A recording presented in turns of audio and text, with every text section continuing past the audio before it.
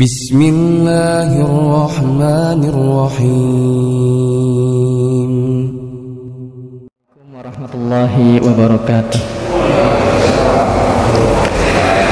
Innal hamdalillah nahmaduhu wa nasta'inuhu wa nastaghfiruh wa na'udzu billahi min syururi anfusina wa min sayyiati a'malina. May yahdihillahu fala mudilla lahu wa may yudlil fala hadiya lahu. Asyhadu an la ilaha illallah wahdahu la syarika lah wa asyhadu anna Muhammadan abduhu wa rasuluh. Amma ba'd. Segala puja-puji syukur marilah senantiasa kita panjatkan kepada Allah Subhanahu wa taala.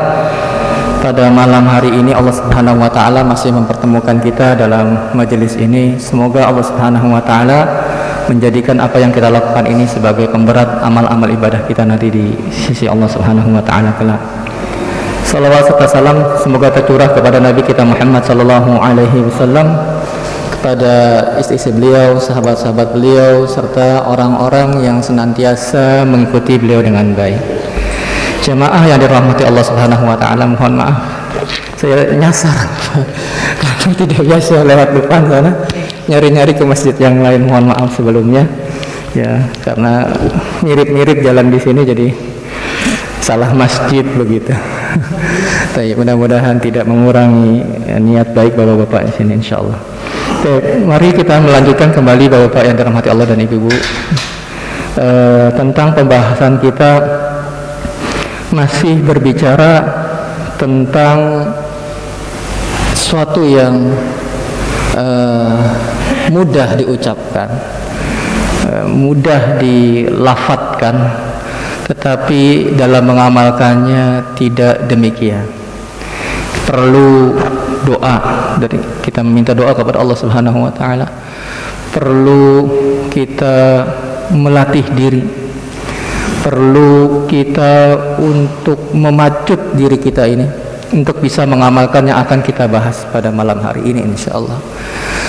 Masih melanjutkan jamaah yang dirahmati Allah Subhanahu wa taala, pembahasan kita tentang ikhlas. Ya, ikhlas mudah diucapkannya, ya, tetapi berat untuk bisa diamalkan. Penulis hafizahullah ta'ala menukilkan beberapa asar tentang ikhlas, ya. Yang pertama adalah asar dari Ya'qub. Beliau mengatakan al-mukhlisu, orang yang ikhlas itu, man yaktum hasanatihi, orang yang menyembunyikan kebaikan-kebaikannya, kama yaktumu sayyiatihi, sebagaimana dia menyembunyikan keburukan-keburukannya.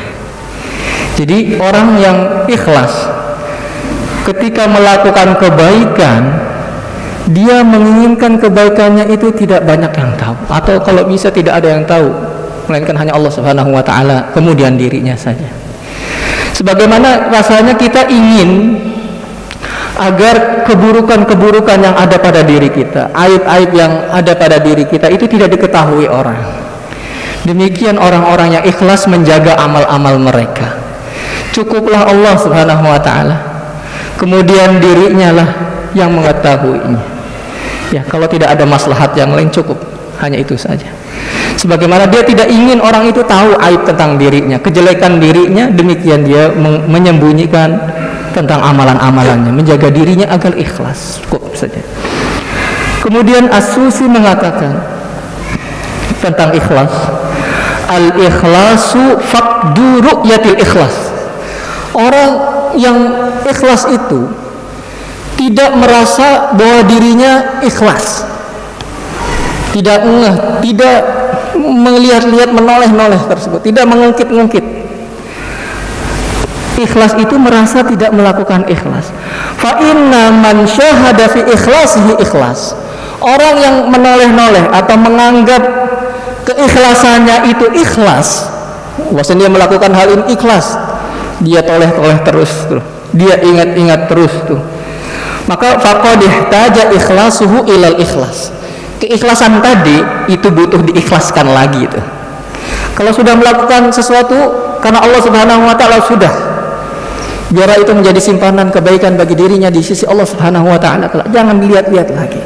Jangan, nanti kenapa jamaah yang dirahmati Allah Subhanahu wa taala akan menyebabkan orang ketika menoleh-noleh keikhlasannya tersebut jadi berbangga diri, ujub dia, wah hebat nih saya, infak 1 M, saya bantu si fulan dan si fulan segini, dia inget-inget terus, akhirnya tumbuh ya rasa ujub dalam dirinya, dikipas-kipasi oleh setan. Wah hebat Anda banyak melakukan kebaikan Anda, sholat malam Anda hebat, terus diingat-ingat begitu, akhirnya merasa dirinya lebih daripada yang lain. Si fulan mah jarang sholat malam, saya ini ya getol tiap malam, merasa dirinya ujub. Barang siapa yang merasa dirinya itu ikhlas, sungguh dia perlu diikhlaskan lagi ya. Jemaah yang dirahmati Allah Subhanahu wa taala, jadi ketika kita berbuat ikhlas, sudah kita lakukan hanya untuk Allah Subhanahu wa taala, sudah nggak usah kita ungkit-ungkit lagi tuh, nggak usah kita korek-korek lagi perbuatan-perbuatan kita, sebagaimana yang Allah Subhanahu wa taala mencela orang-orang tersebut ketika dia telah melakukan kebaikan ya, ketika contohnya dia memberi sedekah, berbuat kebaikan, memberi hartanya di jalan Allah, kemudian akhirnya terjerumuslah dirinya pada hal-hal yang bisa menggugurkan keikhlasannya. Dia ungkit-ungkit lagi perbuatan kebaikannya tersebut, dia ungkit-ungkit lagi sedekahnya tersebut. Allah Subhanahu wa taala berfirman dalam surah Al-Baqarah ayat 264, ya ayyuhalladzina amanu, wahai orang-orang yang beriman, la tubtilu shadaqatikum bil manni wal adha, jangan kalian batalkan sedekah kalian itu, sedekah kalian bil man, dengan mengungkit-ungkit lagi, wal adha, dan mengganggu, memberikan perasaan tidak nyaman kepada orang yang diberikan sedekahnya tersebut. Ketika memberikan sedekah jangan diungkit-ungkit lagi, sudah, wah kamu kan saya kasih dulu sekian dan sekian ya, kamu ingat nggak dulu begini dan begitu saya berbuat baik kepadamu, nggak usah diingat-ingat lagi. Akhirnya merasa menyusahkan orang yang kita bantu tersebut, menyusahkan orang yang pernah kita berikan sedekahnya tersebut, karena kita ungkit-ungkit terus ya, merasa dirinya itu tidak nyaman dengan apa yang kita lakukan, melakukan kebaikan tapi dibalik itu akhirnya membuat orang lain berat hatinya ya, diungkit-ungkit terus. Kalau begini saya nggak usahlah minta bantuan sama fulan ya, tidak usah ya, karena sering diungkit-ungkit lagi begini, dikorek-korek lagi. Allah Subhanahu wa taala melarang hal tersebut, la tubtilu, jangan batalkan, hapus nantinya amalan kita. Jamaah yang dirahmati Allah Subhanahu wa taala, diungkit-ungkit terus akan menghapuskan amalan kita.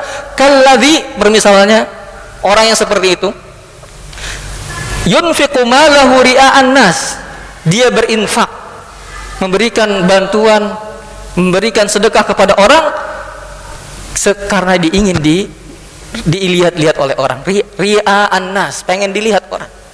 Wala yu'minu billahi wal yaumil akhir, dia tidak beriman kepada Allah dan hari akhir.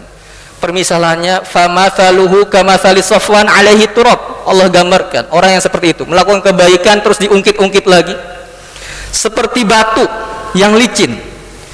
Di atas batu itu ada debunya, ada tanahnya, alaihi turab. Kemudian fa asabahu wabilun, batu yang di atasnya itu ada tanahnya itu terkena hujan. Kemudian fataraqalhu salda, kemudian tampak lagi batu yang licin tadi, karena tadinya di atasnya ada tanah, kena air hujan, tanahnya hilang, jadinya tinggal apanya? Batunya tadi yang licin. La yaqdiruna ala syai'in mimma kasabu, mereka tidak mendapat apa-apa yang dari mereka usahakan tersebut. Wallahu la yahdil qaumal kafirin, Allah tidak memberikan petunjuk bagi orang-orang yang kafir.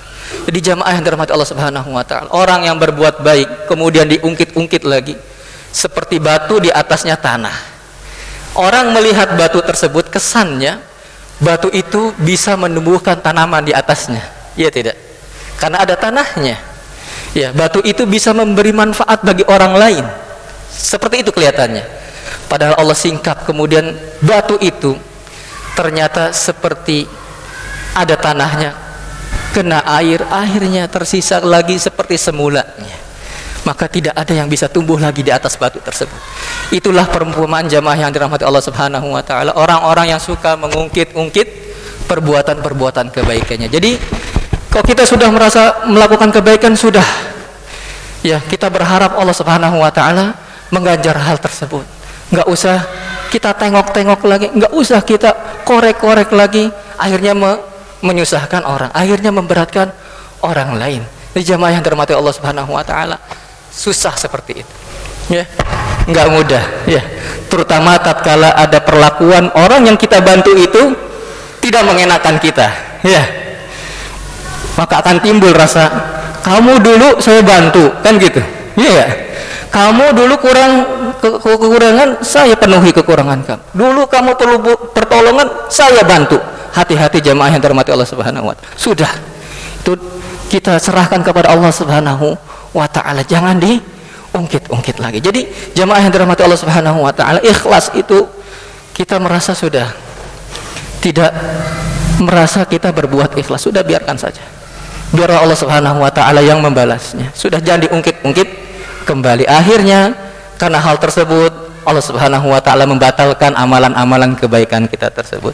Sayang ya jamaah yang dirahmati Allah Subhanahu wa taala, kita banyak berbuat baik, akhirnya kemudian kita ungkit-ungkit lagi perbuatan kita lagi, akhirnya batal.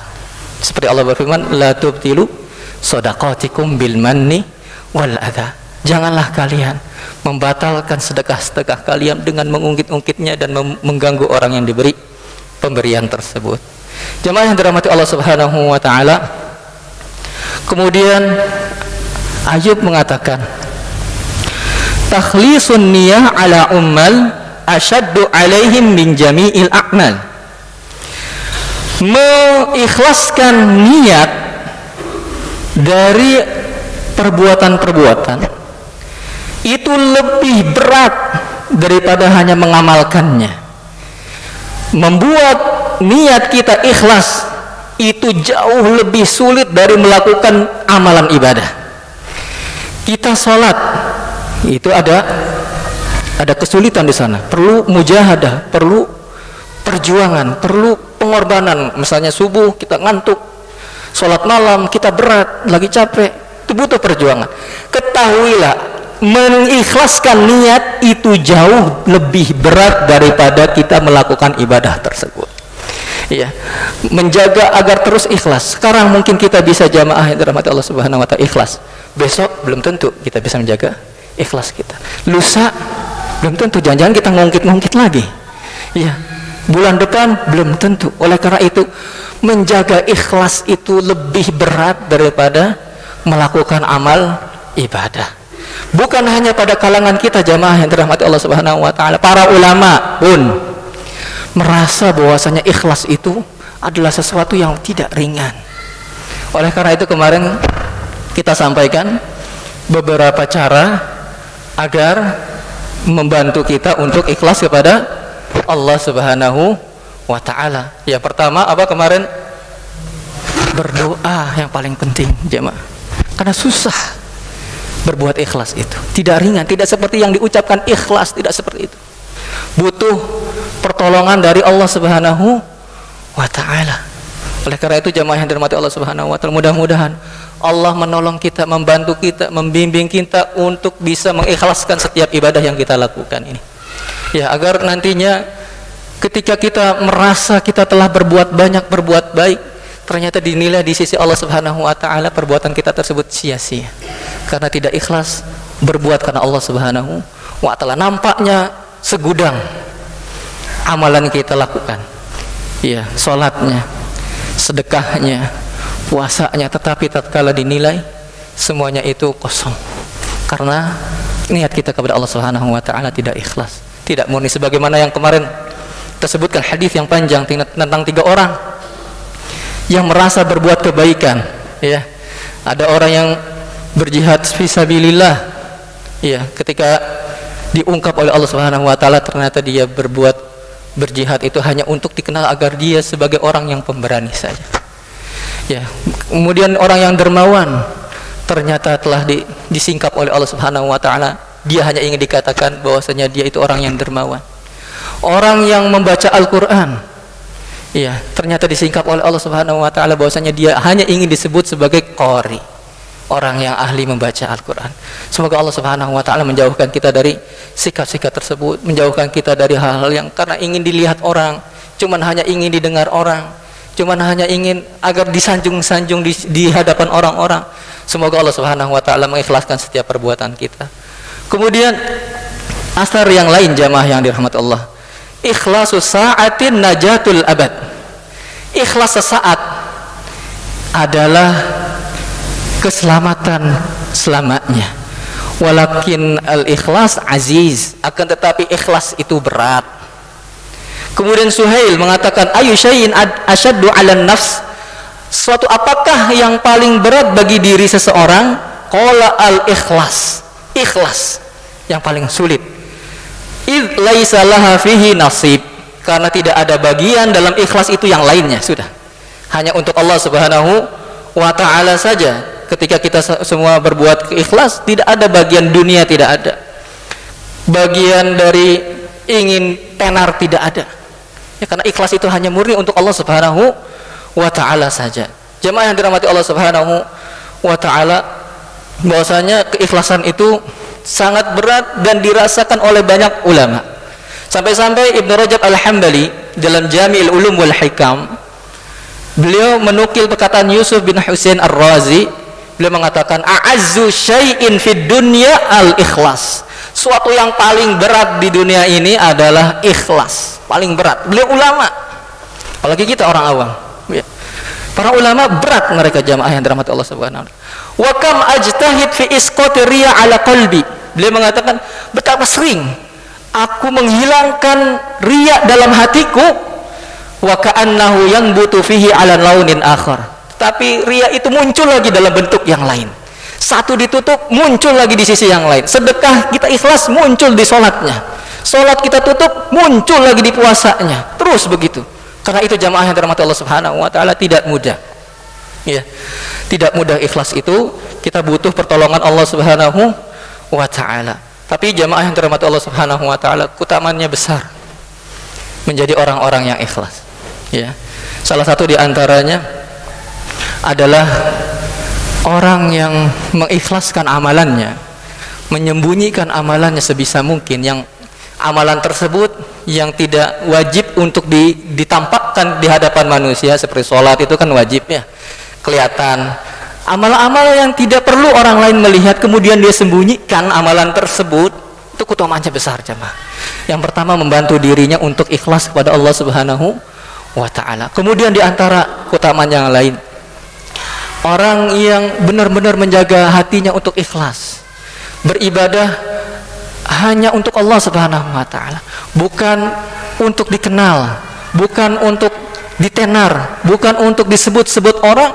Maka sebagaimana sabda Rasulullah sallallahu alaihi wasallam dan Sahih Bukhari, ya, Rasulullah SAW bersabda, sab'atun, ada 7 golongan, yudhilluhumullahu fi dhillihi, yang Allah Subhanahu wa taala akan naungi dia yauma la dhilla illa dhilluh, pada suatu hari yang tidak ada naungan kecuali naungan Allah Subhanahu wa taala. Jadi jamaah yang dirahmati Allah Subhanahu wa taala, di padang mahsyar nanti, saat semua manusia dikumpulkan dari yang pertama sampai yang terakhir di suatu tempat ya. Kemudian tatkala itu matahari didekatkan kepada mereka sedekat-dekatnya. Bayangkan jamaah, ada sebuah lapangan tempat, semua kumpul di situ. Yang kumpul bukan warga perumahan apa ini? Perumahan kita di sini apa nama perumahannya apa? Rawalumbu, Bojong apa? Bojong Rawalumbu. Satu Bojong Rawalumbu saja ngumpul sudah banyak. Apalagi satu kabupaten. Apalagi ini manusia dari awal sampai akhir ngumpul dalam satu tempat. Kemudian matahari didekatkan kepada mereka sedekat-dekatnya. Panasnya bagaimana jamaah? Kita di lapangan saja, pada panas terik matahari siang hari, ngumpul di lapangan sudah berat ya. Apalagi ini mataharinya didekatkan, yang ngumpulnya banyak jemaah. Betapa sumpeknya saat itu, betapa tidak nyamannya saat itu, betapa panasnya saat itu, sampai ada orang yang tenggelam dengan keringatnya, ada yang semata kakinya, ada yang selututnya, ada yang sedadanya, dan terus karena matahari saat itu didekatkan oleh Allah Subhanahu wa taala sedekat-dekat. Pada saat itu jemaah yang dirahmati Allah Subhanahu wa taala, semua sedang menunggu keputusan dari Allah Subhanahu wa taala. Perkara setiap manusia akan diputuskan oleh Allah Subhanahu wa taala pada saat itu. Menunggu. Sudah panas. Kemudian yang ngumpul banyak, sumpek. Kemudian tidak tahu kapan akan dimulai keputusan Allah Subhanahu wa taala tersebut. Semuanya bimbang. Ya, pada saat itu Bapak-bapak ingat ada namanya syafaat al-uzma. Ya, manusia pergi ke Nabi Adam minta untuk segera diputuskan perkara mereka sampai kepada Nabi Muhammad SAW.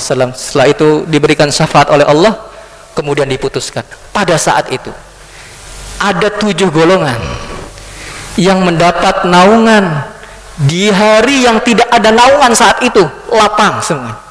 Tidak ada kemudian panas terik, pengap, sumpek yang ngumpulnya semua manusia saat itu. Dari yang pertama sampai terakhir. Bayangkan. Kemudian tidak tahu kapan akan diputuskan perkaranya. Bapak-bapak menunggu sesuatu yang nggak tahu kapan, itu bagaimana rasanya? Kalau periksa ke dokter ya, dokternya telat, nggak datang-datang, bagaimana rasanya? Ini ngumpulnya semua manusia jemaah. Pada saat itu, di saat tidak ada naungan kecuali naungan Allah Subhanahu wa taala, di antara orang-orang yang mendapatkan naungan dari Allah Subhanahu wa taala saat itu ada 7 orang yang disebutkan dalam hadis Bukhari ini, al-imam al-adil. Yang pertama, pemimpin yang adil, mendapatkan naungan saat itu, dinaungi oleh arsy Allah Subhanahu wa taala dari teriknya panas matahari saat itu. Kemudian yang kedua, wasyabun nasya'a fi ibadati rabbih, seorang pemuda yang tumbuh dalam beribadah kepada Allah Subhanahu wa taala. Ini keutamaan pemuda. Tatkala hidupnya dihabiskan untuk beribadah kepada Allah, mereka adalah salah satu golongan yang akan mendapatkan naungan pada hari tidak ada naungan selain naungan Allah Subhanahu wa taala. Kemudian selanjutnya warajulun qalbuhu mu'allaqun fil masajid, dan seorang yang hatinya terpaut dengan masjid. Begitu rindunya dia dengan masjid, begitu cintanya dia dengan masjid, begitu tenangnya dia di dalam masjid, begitu nyamannya seorang tersebut di dalam masjid, hatinya selalu terpaut dengan masjid. Ini salah satu golongan yang nanti akan mendapatkan naungan pada hari tersebut jemaah. Kemudian selanjutnya warajulani tahabba fillah, 2 orang yang mencintai karena Allah, ijtama'a alaih wa tafarraqa alaih, berkumpul karena Allah, berpisahnya juga karena Allah Subhanahu wa taala. Kemudian warajulun, dan laki-laki talabathum ra'atun dzata mansib wa jamal, digoda oleh perempuan yang memiliki kedudukan dan kecantikan. Kemudian dia mengatakan faqala inni akhafullah, sungguhnya aku takut kepada Allah Subhanahu wa taala. Tatkala saat itu yang sulit seorang berkelit saat itu, tetapi dia masih ingat kepada Allah Subhanahu wa taala saat-saat kritis seperti itu, di mana yang menggodanya bukan orang sembarangan, memiliki kedudukan, kemudian ditambah pula berparas yang cantik, yang menggodanya perempuan duluan. Nah, tatkala itu dia mengatakan, sungguh aku takut kepada Allah Subhanahu wa taala. Orang ini pun yang mendapatkan naungan di hari yang tidak ada naungan kecuali Allah Subhanahu wa taala. Kemudian yang terakhir berkaitan dengan pembahasan kita, warajulun tasaddaq, seorang yang bersedekah, akhfa, dia menyembunyikan sedekahnya tersebut, hatta la ta'lama shimaluhu ma tunfiqu yaminuhu, sampai-sampai tangan kirinya tidak mengetahui apa yang disedekahkan oleh tangan kanan. Jamaah yang dirahmati Allah Subhanahu wa taala, ini perumpamaan dari Nabi SAW, menyembunyikan amal itu sebegitu ketatnya, Sampai-sampai diungkapkan tangan kirinya tidak tahu apa yang diinfakkan oleh tangan kanannya. Kedua tangan ini kan saling berdekatan jamaah yang dirahmati Allah Subhanahu wa taala, selalu berdampingan. Tetapi tangan kirinya saja tidak tahu tangan kanannya melakukan sedekah. Inilah salah satu di antara golongan orang-orang yang mendapatkan naungan nanti jamaah. Semua kita pasti melalui saat ini. Ya, tatkala kita berada di saat itu, ingat-ingat ini jamaah. Dulu saya pernah dengar ini di pengajian di masjid. Ya, pada hari itu jamaah yang dirahmati Allah Subhanahu wa taala, maka jadilah kalau tidak semuanya dari golongan tersebut, paling tidak salah satu di antara golongan-golongan tersebut yang berkaitan dengan keikhlasan adalah orang-orang yang menyembunyikan kebaikannya agar tidak diketahui oleh banyak orang. Hanya Allah Subhanahu wa taala saja, kemudian dirinya yang mengetahuinya. Itu lebih menjaga keikhlasan seseorang. Jadi jamaah yang dirahmati Allah Subhanahu wa taala, demikian para ulama, demikian anjuran dari syariat ini untuk menjaga keikhlasan. Ya, ikhlas itu sesuatu yang berat, tetapi jamaah yang dirahmati Allah Subhanahu wa taala, di balik keikhlasan tersebut maka Allah Subhanahu wa taala menjanjikan kebaikan yang sangat banyak. Allah Subhanahu wa taala akan menerima amalan-amalan seorang, karena syarat dari sebuah amalan yang pertama adalah harus ikhlas kepada Allah Subhanahu wa taala. Perbanyak amalan namun tidak ada ikhlas, maka sia-sia amalan tersebut. Ya, maka hapus amalan yang kita lakukan. Jadi jamaah yang dirahmati Allah Subhanahu wa taala, kalau kita ingin merasa tidak ikhlas atau ingin amalan kita dilihat orang, didengar orang, dipuji orang, maka percuma jamaah. Percuma apa yang kita lakukan tersebut, percuma uang yang kita keluarkan tersebut, percuma tenaga yang kita lakukan ini untuk melakukan ibadah, semua dinilai bukan mendapat pahala tetapi mendapat dosa di sisi Allah Subhanahu wa taala, karena dia tidak melakukan hal yang seharusnya dilakukan, yaitu ikhlas kepada Allah Subhanahu wa taala. Adapun dalil yang lain bahwasanya ikhlas itu sangat ditekankan, ya, bahwasanya hadis tersebut merupakan dasar dari perbuatan orang-orang yang agar mengikhlaskan diri adalah sebagaimana hadis yang sering kita dengar, hadis yang masyhur, hadis yang mungkin kita hafal semuanya, yaitu hadisnya Umar bin Khattab radhiyallahu anhu. Rasulullah SAW bersabda, innamal a'malu binniyat, sungguhnya amalan itu tergantung dari niat-niatnya. Wa innamal likulli imri'in ma nawa, setiap orang itu ya akan mendapatkan apa yang dia niatkan. Ya, kemudian beliau memberikan contoh, faman kanat hijratuhu ilallah wa rasulih, barang siapa yang hijrahnya untuk Allah dan Rasulnya, fa hijratuhu ilallah wa rasulih, maka hijrahnya adalah untuk Allah dan Rasulnya. Wa man kanat hijratuhu ilad dunya yusibuha, dan barang siapa yang hijrahnya karena dunia yang dia inginkan, awim ra'atin yankihuha, atau wanita yang ingin dia nikahi, fa hijratuhu ila ma hajara ilaih, maka hijrahnya, maka dia akan mendapatkan apa yang dia hijrahkan. Lihat jemaah yang dirahmati Allah Subhanahu wa taala, dalam potongan hadis yang kedua ini, faman kanat hijratuhu ila dunya, barang siapa yang hijrahnya karena dunia, yusibuha, yang dia inginkan, awim ra'atin yankihuha, atau karena wanita yang dia ingin nikahi, maka lihat lafaz hadisnya, fa hijratuhu ila ma hajara ilaih, maka dia akan mendapatkan apa yang dia hijrahkan tersebut. Tidak disebut sebagaimana yang disebut dalam potongan contoh yang pertama, faman kanat hijratuhu ilallah wa rasulih, fa hijratuhu ilallah wa rasulih, diulang lagi, ya. Tetapi yang kedua ini, faman kanat hijratuhu lidunya, maka Rasulullah tidak mengatakan fa hijratuhu ilad dunya, tidak diulang. Kenapa?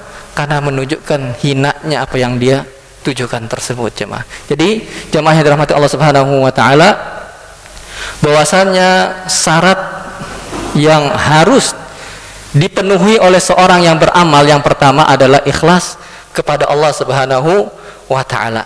Kemudian kita lanjutkan jemaah, fadilatun niyah. Apa sih keutamaan niat? Iya. Jadi niat itu berkaitan dengan ikhlas jamaah yang dirahmati Allah Subhanahu wa taala. Oleh karena itu dibahas dalam buku tersebut. Yang pertama dari Umar bin Khattab, afdalul a'mal ada'u maftaradallahu ta'ala.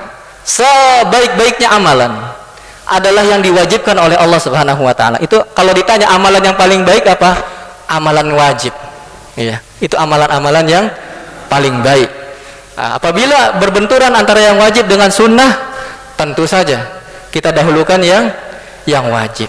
Tatkala kita melakukan sholat sunnah misalnya, kemudian ibu kita memanggil kita, meminta bantuan kepada kita, maka tentu saja sesuatu yang wajib harus didahulukan, ya.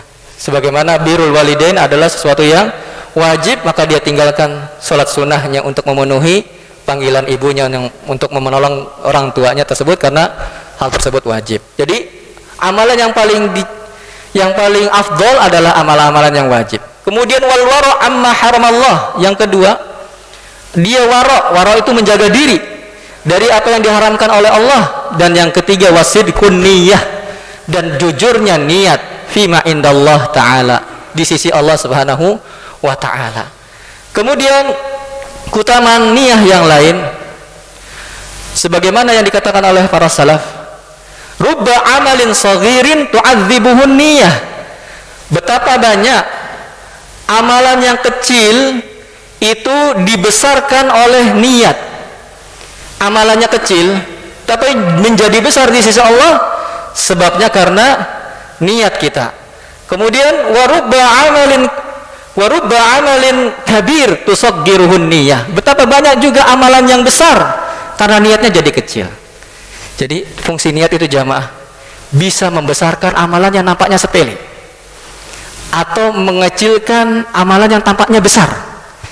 Jamaah yang dirahmati Allah Subhanahu wa taala, bisa jadi orang yang membersihkan, misalnya membersihkan masjid, itu lebih utama di sisi Allah daripada yang bangun masjidnya. Bisa jadi, ya, apabila dia ikhlas kepada Allah Subhanahu wa taala. Nanti kita akan sebutkan hadisnya. Ya, bisa jadi, ya, orang yang kita tampaknya orang tersebut adalah orang yang derajatnya di bawah kita, bisa jadi dia di sisi Allah Subhanahu wa taala lebih mulia daripada kita. Betapa banyak amalan yang kecil menjadi besar karena niat. Dan sebaliknya, betapa banyak amalan yang tampaknya besar jadi kecil karena sebabnya niat juga. Oleh karena itu jamaah yang dirahmati Allah Subhanahu wa taala, ada beberapa hadis, ya, yang menunjukkan bahwasannya ada amalan itu tampaknya sepele, tetapi di sisi Allah besar suatu tersebut. Sebagaimana hadis riwayat Bukhari dan Muslim, hadisnya sahih. Tampaknya sepele, tampaknya orang itu hina, ya, di sisi manusia. Kalau di sisi Allah Subhanahu wa taala dia sungguh mulia. Baina rajulun yamshi, ada seseorang sedang berjalan. Fashtadda alaihil atash, kemudian dia merasa kehausan. Fanazala bi'ran, dia turun, dia mendapatkan sumur, dia turun ke sumur tersebut. Fashariba minha, dia minum air sumur tadi. Thumma kharaja, kemudian dia naik lagi. Fa idza huwa bikalb yalhath, dia lihat tiba-tiba ada anjing. Setelah naik itu ada anjing yang mengulur-ngulurkan lidahnya karena haus anjing tersebut. Ya. Yaqulu thara minal atash, saking hausnya si anjing tadi memakan tanah-tanah yang basah karena ingin minum dari air yang lembab tersebut. Ada orang nemu sumur, turun ke sumur, minum, naik, ada anjing. Lihat anjingnya apa? Kehausan, sampai-sampai dia makan apa? Tanah yang basah. Faqala, dia mengatakan, laqad balagha hadza mithl ladzi balagha bi. Sungguh si anjing itu merasakan apa yang aku rasakan. Dia juga haus, si anjing itu juga haus. Famala khufahu, kemudian dia turun lagi. Dia isi khufnya. Khuf itu ya, kok kita sepatu dari kulit begitu. Maka bisa diisi air. Kemudian seorang tadi isi lagi itu. khufnya dengan air tadi.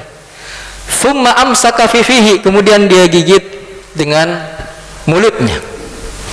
Kemudian thumma raqa, kemudian dia naik lagi. Fasaqal qalb, dia kasih minum itu anjing tersebut. Fasyakarallahu lah, maka Allah bersyukur kepadanya. Faghafara lahu, Allah ampuni dosanya. Seekor anjing dia bantu. Ya, sepele menurut kita, tapi di sisi Allah Subhanahu wa taala besar.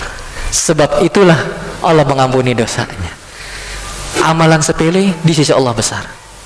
Kemudian yang lain kesannya hina, tapi di sisi Allah ya, orang tersebut mendapatkan balasan yang terbaik. Dalam Sahih Muslim, anam ro'atan bagian, ada perempuan pelacur Bapak. Ro'at kalban, dia melihat seekor anjing lagi. Fi yaumin har, pada suatu hari yang panas. Yutifu bi'rin, anjing itu muter-muter sumur. Qad atla'a lisanahu minal atash, menjulur-julurkan lidahnya karena haus. Fanaza'at lahu bimuqiha faghufira lahu, dia pun memberi air si anjing tersebut, Allah mengampuninya. Lihat jamaah, cuman ngasih minum seekor anjing. Tetapi jamaah yang dirahmati Allah Subhanahu wa taala, tidak semua orang yang ngasih minum anjing misalnya Allah ampuni, bukan begitu pemahamannya ya. Kalau begitu salah satu sebab untuk ya kita nggak apa-apa jadi ya naudzubillah dari orang-orang yang dimurkai Allah tapi ngasih minum anjing aja, bukan begitu pemahamannya jamaah yang dirahmati Allah. Tapi orang-orang ini melakukan hal tadi karena timbul dorongan ikhlas kepada Allah Subhanahu wa taala, melihat di antara makhluk-makhluk Allah ini yang sedang kesusahan, kemudian dia bantu, akhirnya Allah Subhanahu wa taala mengampuni dosa-dosanya. Demikianlah indahnya Islam jamaah yang dirahmati Allah Subhanahu wa taala. Kepada binatang pun masih begitu menyayangi, ya mengasihi, apalagi kepada manusia. Ya, jadi tidak benar bahwasanya Islam itu digambarkan sesuatu yang bengis dan sebagainya. Ya, kepada hewan pun ya agama Islam itu mengajarkan untuk berbuat baik kepada hewan-hewan, apalagi kepada manusia. Ya jamaah yang dirahmati Allah Subhanahu wa taala, itu amalan yang kecil sepele. Tetapi di sisi Allah Subhanahu wa taala amalan tersebut adalah amalan yang besar. Ya. Oleh karena itu dalam sebuah hadis riwayat Muslim, Rasulullah SAW bersabda, la tahqiranna minal ma'rufi syai'an, jangan kalian itu menganggap sepele perbuatan baik itu sedikit pun, jangan.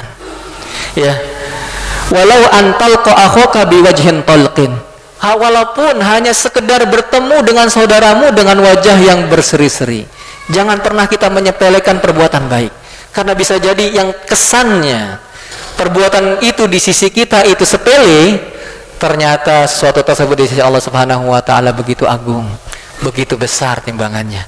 Oleh karena itu jamaah yang dirahmati Allah Subhanahu wa taala, itulah fungsi niat ya. Ya.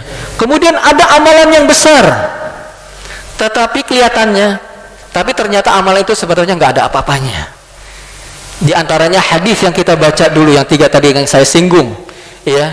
Ada 3 orang kemudian didatangkan oleh pada hari kiamat ya, kemudian dia diberikan tahu ini nikmat-nikmat yang pernah Allah Subhanahu wa taala berikan kepada dirinya, dia pun mengakuinya. Kemudian ditanya, fama amilta fihi, apa yang kamu lakukan, kata Allah. Qala qataltu fika wa hatta stuhid, aku berperang di jalanmu sampai aku mati syahid, katanya ya. Qala kadzabta walakinnaka qatalta li an yuqal jari, engkau itu berperang bukan karena Allah Subhanahu wa taala, tetapi agar dibilang pemberani, itu berjihad. Kelihatannya besar, tetapi niatnya itu membuat sesuatu yang besar itu jadi kecil. Jadi jamaah yang dirahmati Allah Subhanahu wa taala, ya, fungsi niat adalah menjadikan tadi sesuatu yang kelihatannya sepele jadi besar, atau sebaliknya sesuatu yang besar jadinya sepele di sisi Allah, rendah, hina di sisi Allah Subhanahu wa taala. Oleh karena itu ya, pernah suatu saat jamaah yang dirahmati Allah Subhanahu wa taala, Ya, Rasulullah SAW ya pernah mencari-cari seorang yang biasa membersihkan masjid. Ya, ada perempuan yang suka bersihkan masjid. Kemudian suatu hari tidak nampak orang tersebut. Maka ditanya oleh Rasulullah SAW. Kemudian digambarkan bahwasanya dia telah tiada, dia telah meninggal dunia. Kemudian Rasulullah SAW mensolatinya dia di sholat jenazah di kuburnya, melakukan sholat jenazah di kubur, disolati oleh Rasulullah SAW langsung. Orang yang suka membersihkan masjid, jamaah yang dirahmati Allah Subhanahu wa taala. Itu menunjukkan bahwasanya tidak ada amalan yang sepele di sisi Allah Subhanahu wa taala tatkala niat kita ikhlas karena Allah. Semoga Allah Subhanahu wa taala memudahkan. Sekali lagi kita memohon kepada Allah menjadikan setiap apa yang kita lakukan ini ikhlas. Walaupun tidak mudah jamaah, tapi karena pertolongan Allah Subhanahu wa taala yang sulit bisa jadi mudah. Oleh karena itu jangan sampai jamaah yang dirahmati Allah Subhanahu wa taala, kita banyak melakukan amal kebaikan, kesannya banyak, tetapi ketika dinilai tidak ada apa-apanya karena tidak ikhlas kepada Allah Subhanahu wa taala. Semoga Allah Subhanahu wa taala memudahkan kita untuk mempelajari ikhlas dan membantu kita dan menolong kita agar terus menjaga keikhlasan kita sampai Allah Subhanahu wa taala memanggil kita kelak. Allahu a'lam bis-shawab. Ya. Adzan. Baik. Mohon maaf Bapak ya, sekali lagi sampai di sini pertemuan kita, mudah-mudahan bisa bermanfaat. Subhanakallahumma wa bihamdika asyhadu an la ilaha illa anta astaghfiruka wa atubu ilaik. Assalamualaikum warahmatullahi wabarakatuh.